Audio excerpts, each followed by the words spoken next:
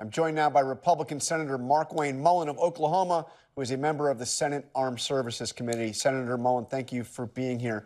You've been consistently a supporter of Ukraine. You helped wage the battle to continue funding for Ukraine over the past 2 years. What about now? Do you think can Ukraine still rely on U.S. support as this peace process unfolds? I believe they can, but keep in mind, John, that this war would never happen if President Trump was in office. And so our whole position from the beginning was trying to put America in a position of peace through strength. Underneath the Biden administration, we looked weak, which is why we started having wars break out everywhere. There was no negotiations when we was clear that President Trump was going to be able to win the presidency back. We wanted to make sure we were still in a position of peace through strength. And so as we were going through this process, we knew President Trump, once he got in office, could end the war. And that's exactly what he's doing right now. That's why people are coming to the table. That's why Zelensky has put out and said that he's excited about the opportunity of ending the war. Putin is now at the table, and you have other countries that are trying to accept and negotiate a peace deal through, all because of President Trump's leadership. Senator Roger Wicker, of course, is the chair of the Senate Armed Services Committee, said that the United States should continue to supply weapons to Ukraine until there is a ceasefire. Do you think that's the way the White House sees it?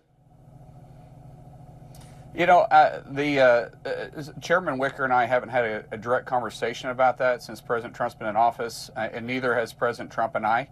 I know the negotiations are moving forward, and we want to have Ukraine and Russia both at the table. And I think the negotiations go better if both sides are looking for a peace deal because they're at a neutral position. So now, what the negotiation deal looks like, John, I don't know. That's going to be dependent on those that are sitting at the table, and I'm not going to be one of those guys sitting at that table.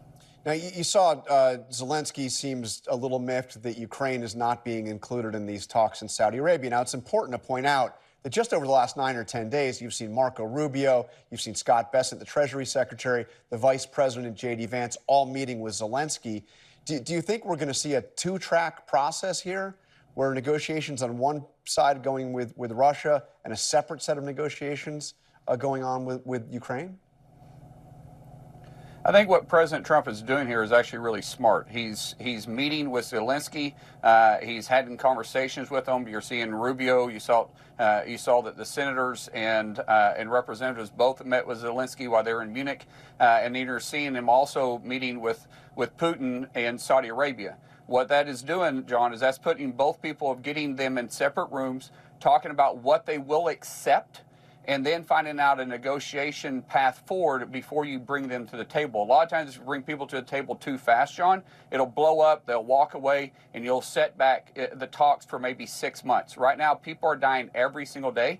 We do know we had the best negotiator possible in the White House. I mean, literally, President Trump wrote the art of the deal. He knows how to negotiate, and I believe if we will trust the process, he will be able to negotiate a peace deal for both countries. I want to read what the Wall Street Journal editorial page had to say about all of this this week. They said, Mr. Trump likes to negotiate from strength, but on Ukraine, he sounds more like the one who wants a deal more. Mr. Putin, meanwhile, is continuing to bomb Ukraine's cities and power plants and take territory in the east, albeit at enormous human costs. If Mr. Trump wants to end the war on honorable terms, he may have to demonstrate that he can raise the pressure on Mr. Putin. So what is your sense? Is President Trump poised to actually really turn the screws on Putin? Absolutely, because Putin knows the one person that can truly change the war is the United States. If we went all in for Ukraine, if we went all in with the resources we have, from air superiority to the weapons that we can deploy to Ukraine, Putin knows at that point he would be in a extremely negative position. I think that being the opportunity for President Trump to talk to Putin and say, listen, we want to end the war. We don't want to have to engage more, but we're not going to allow you to move forward. So let's negotiate a peace deal here, or you're going to force our hand to be farther involved. That's what peace through strength is. It's negotiating peace, but using strength as a backup. If you make us do something, we will do it. We did this in Syria when President Trump was in office in 2017. You saw that Putin went ahead and engaged with Syria. They used chemical weapons. Immediately, what President Trump did is he bombed the airport and took over the airspace that Russia was control over, and he had control of the airspace for the remainder of his presidency. So we had the ability to do it, and Putin knows that. So let me turn to what's happening here at home. Do you have any concerns about the speed of the layoffs that we're seeing coming out of Elon Musk's, Doge efforts? Well, John, we hate that anybody's losing their job, but at the same time, we know that the debt that we have in this country is not manageable, and it's becoming a national security risk. And we're spending nearly $1 trillion a year just in servicing the debt. That is scary. We're spending more on interest payments than we are in our Defense Department now.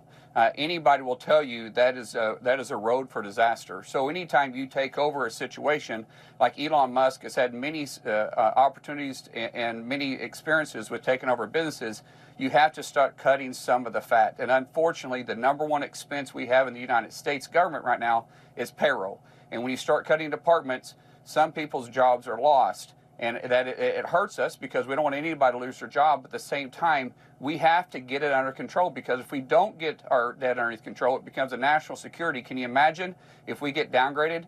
Can you imagine if the dollar starts losing its value, the inflation rate that takes place, and then what happens? Our buying power, the ability for invest into the country, the ability to us to invest in our military starts shrinking, and then we start losing the strength part when we start wanting to be at the negotiating table from peace through strength. I think the number one expense is actually entitlements, Social Security and Medicare, which of course President Trump has said he doesn't want to touch on this. Very quickly before you go, should Musk come before Congress? Should Musk come before Congress and testify? He's promised, ultimate transparency here. Should Congress exercise some oversight and have him testify about all of this? Well, I think that's up to President Trump. Keep in mind, President Trump put in Musk to be a consultant, just like many successful corporations around the world, including myself, that has hired consultants to come in and look at it from an unbiased perspective. When you have politicians that's been in office for 40 years, they a lot of times want to cut everything except their pet project or things that are in their backyard. When you have a consultant come in, which is why companies hire consultants, they look at simply the numbers.